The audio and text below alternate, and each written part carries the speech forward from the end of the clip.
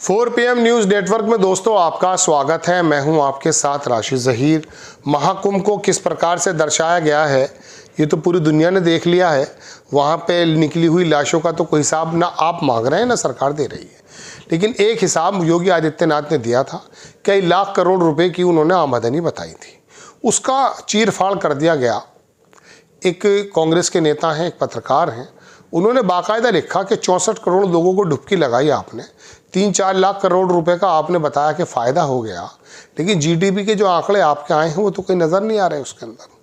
आपने जो उसके अंदर जो दूसरे आंकड़े पेश किए हैं वो तो नज़र नहीं आ रहे।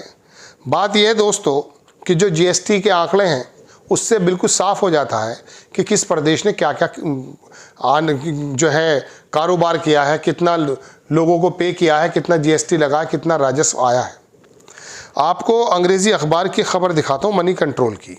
इसमें लिखा यह है कि 65 करोड़, मैं तो 64 कह रहा था, 65 करोड़ लोग जो डिवोटीज़ थे उन्होंने वो डुबकी लगाई, ये तो मैं कह रहा हूँ। और 3 लाख करोड़ रुपए का रेवेन्यू 45 दिन के अंदर आया है। 4 लाख करोड़ रुपए का टारगेट बताया जाता है।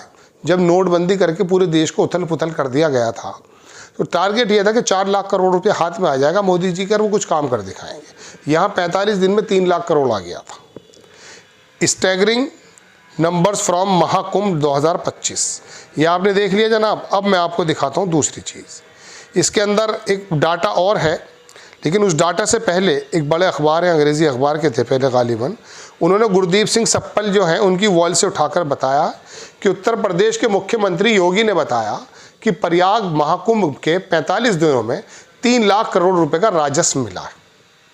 ठीक है, मिल गया होगा, लेकिन फरवरी में उत्तर प्रदेश का जीएसटी कलेक्शन केवल 9,155 करोड़ रुपए प्राप्त हुए हैं। जीएसटी 9,155 का आया है सिर्फ, और केवल 14% की वृद्धि हुई है बामुकाबले पहले के, यानी सिर्फ 1,300 करोड़ रुपया। सवाल यह है कि 3 लाख करोड़ रुपए का जीएसटी कहाँ है?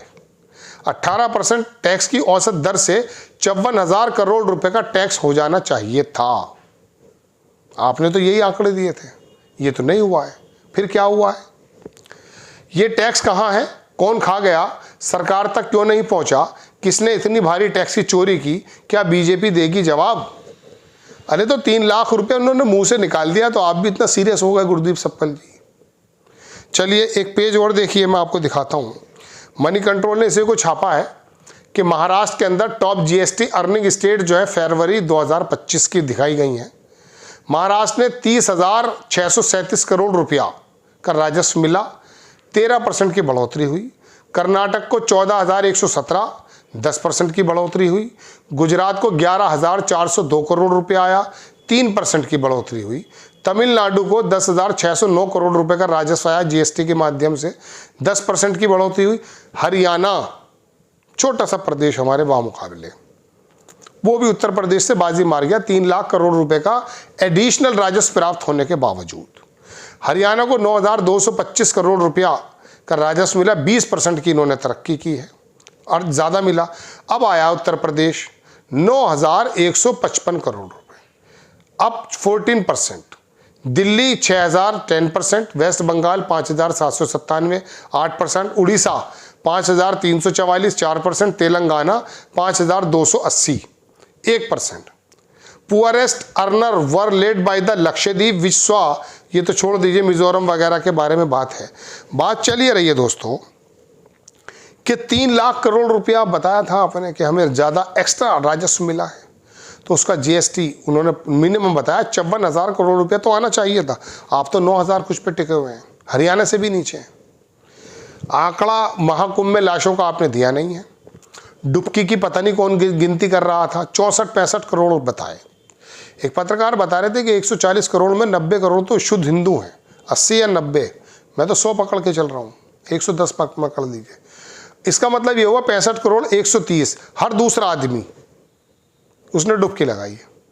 अगर हर दूसरे आदमी ने डुबकी लगाई है तो आपके इर्द गिर्द कितने लोग इकट्ठे हैं? पूछ लीजिए, कितने लोग गए डुबकी लगा कर आए, कितने रिश्तेदारों में गए, पता चल जाता। बस मुंह से निकाल दिया, 65 करोड़ ने लगा दिए। तो लाशों को भी बता दो।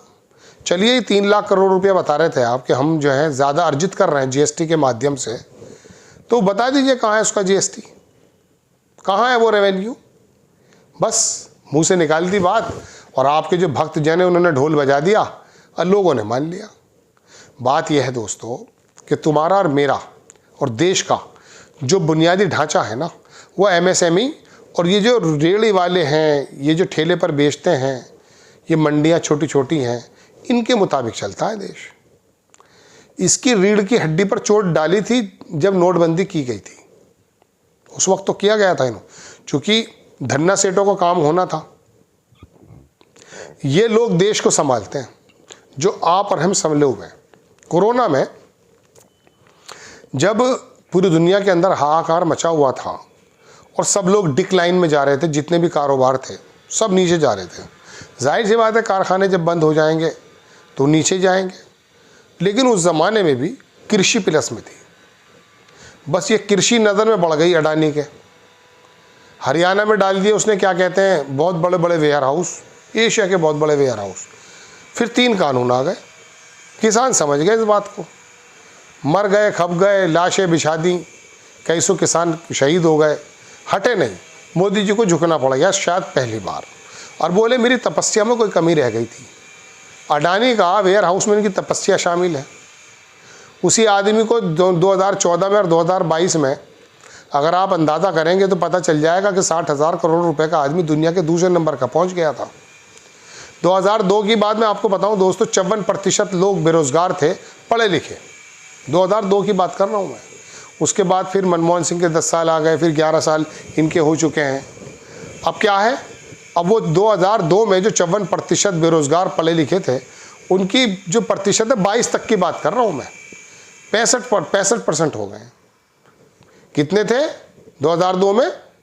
54%, और अब 65%। 5 और 6 11% तो ये बढ़ गए। अब इसमें 23 का, 24 का और 25 शुरू इसका डाटा नहीं है। ये डाटे मैं आपके सामने कब तक पेश करूं?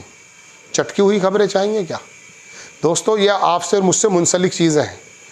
जब योगी जी कहें कि 3 लाख रुपया ज़्यादा महाकुंभ में हो गया, तो उनसे पूछो जीएसटी कहाँ से मिला, बताइए। क्योंकि हमारे अभिनेता, नेता, ये जितने भी लोग हैं, ये ऐसे हसास इशू पर लड़ेंगे कि जामा मस्जिद संभल के उस पर पुताई के आदेश नहीं हो रहे। मस्जिद के आगे ये बज रहा है, रथ यात्रा पे हमला कर दिया। ये काम रह रहे हैं। तमिलनाडु नंबर 1 है। पिछली रिपोर्ट देखिए आप, जो तमाम मानक हैं जिसके अंदर स्वास्थ्य है, सड़क है, भुखमरी है, इसके अंदर सबसे अच्छा काम करने वाला केरल और तमिलनाडु है। उस तमिलनाडु के पीछे पड़े हुए हैं, उस केरल के अंदर किसी तरह से पीछे पड़े हुए हैं। किस तरह से आसाम बना दिया जाए केरल को, किस तरह से नफरत पैदा कर दी जाए केरल में। पढ़े लिखे लोग हैं, आपकी बातों में कम आएंगे। आपको खबर कैसी लगी अपनी राय कमेंट्स बॉक्स में ज़रूर दीजिए। चैनल को सब्सक्राइब कीजिए, शेयर कीजिए। नेक्स्ट टाइम मैं किसी खबर के साथ हाजिर होता हूँ। जय हिंद।